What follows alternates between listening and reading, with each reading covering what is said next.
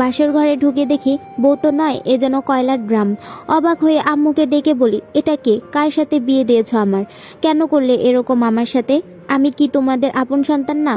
বাবা শোন কথাটা, কি বলতে চাও আর কি বলার আছে তোমাদের? আমি কি তোমাদের আপন সন্তান না? মেয়েটি শুনছিল সব কিছুই, হঠাৎ উত্তর দিল, আমাকে কি আপনার পছন্দ হয়নি? আমি রেগে গিয়ে বললাম, পছন্দ হলে এত কাহিনী করতাম নাকি, কালি একটা। আব্বু আমাকে ঠাস করে একটা থাপ্পড় দিল। তারপর বলল, বৌমা কি কালি বলছিস কেন বিয়াদব? যখন তোর গার্লফ্রেন্ড ছেড়ে গেছিল তখন কি বলেছিলি? যার সাথে বিয়ে দিবে তাকেই বিয়ে করব, ভুলে গেছিস?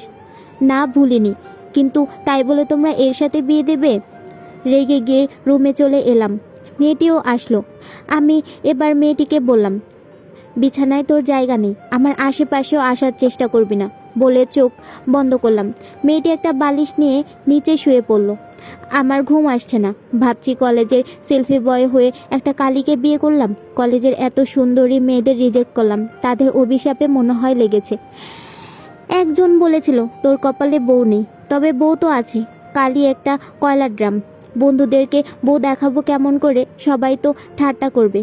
এমন ভাবতে ভাবতে কখন ঘুমিয়ে গেছি নিজেও জানি না। সকালে সূর্যের আলো জানালা দিয়ে উঁকি মারছে। ঘুম ভাঙতেই দেখি কালীটা গোসল করে চুল আঁচড়াচ্ছে। আমি মনে মনে ভাবছি, রাতে তো কিছুই করলাম না, তাহলে গোসল কেন করলো? কেন করলো? করুক, তাতে আমার কি? ফ্রেশ হয়ে নাস্তা করতে গেলাম। নাস্তা শেষ করে বন্ধুদের সাথে আড্ডা দেওয়ার সময় রিয়াদ বলল, দোস্ত বিয়ে করলি, ভাবিকে দেখালি না? আমি বলে ফেললাম, দেখাবো কোনো একদিন। হৃদয় বলল, ভাবিকে দেখাবে না রে, যদি তোরা নজর লাগাস। আমি রেগে বললাম, চুপ কর তোরা, কি শুরু করলি এগুলা? সারাদিন তাদের সাথে আড্ডা দিয়ে রাতে বাড়ি ফিরলাম। রুমে গিয়ে দেখি